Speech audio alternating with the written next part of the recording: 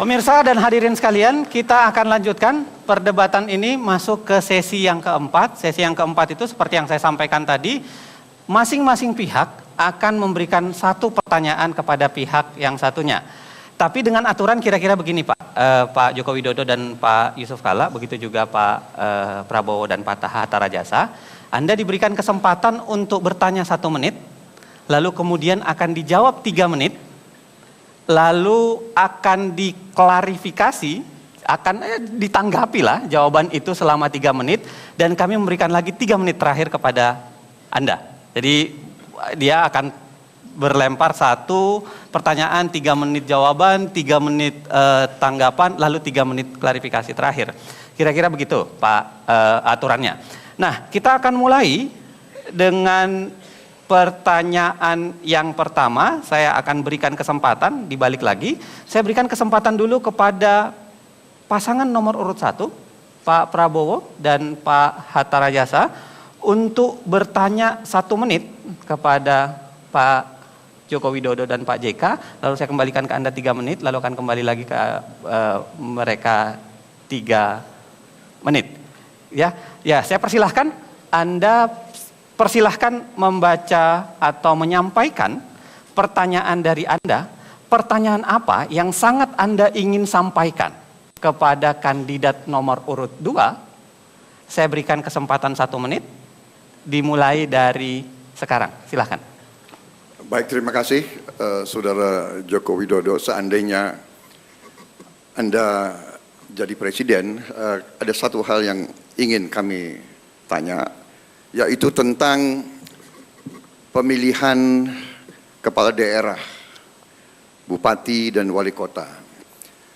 Setelah dihitung, kalau pemilihan langsung 500 bupati kepala daerah, bupati wali kota itu kurang lebih membutuhkan biaya 13 triliun kalau pemilihan langsung.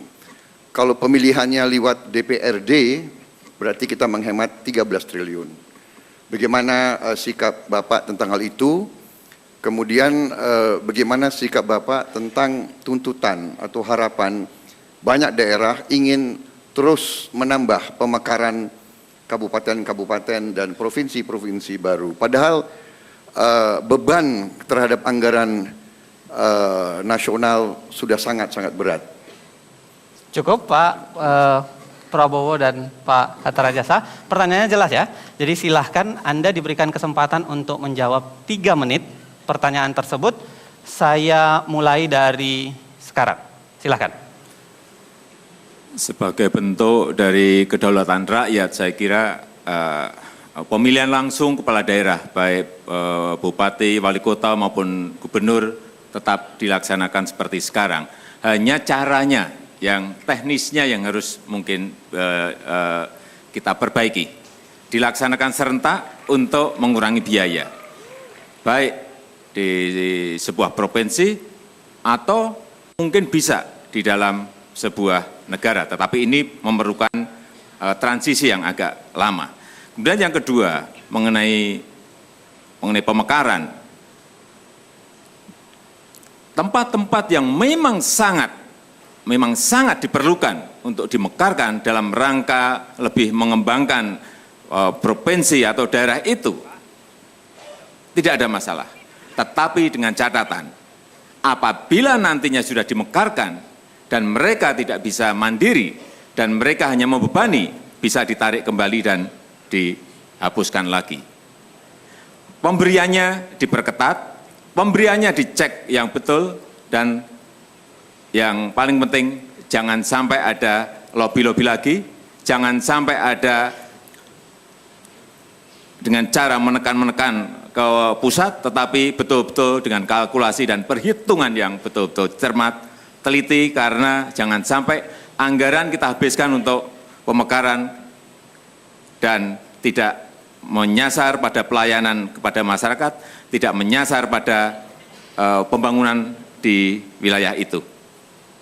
Mau ditambahkan Pak Yusuf Kalla? Iya, terima kasih.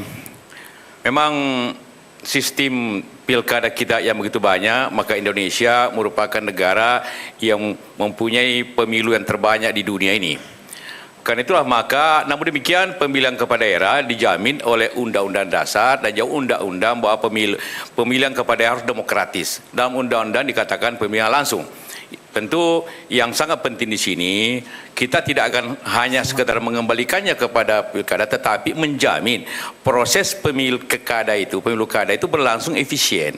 Contohnya tadi saya jelaskan bahwa kalau sekarang ada begitu satu provinsi berbeda-beda harus disatukan, semuanya ada keseragaman sehingga negeri ini hanya 2 kali melaksanakan atau 3 kali melaksanakan pemilu secara bersamaan. Pemilu nasional DPR sekaligus bersamaan Pilpres pada 5 tahun akan datang.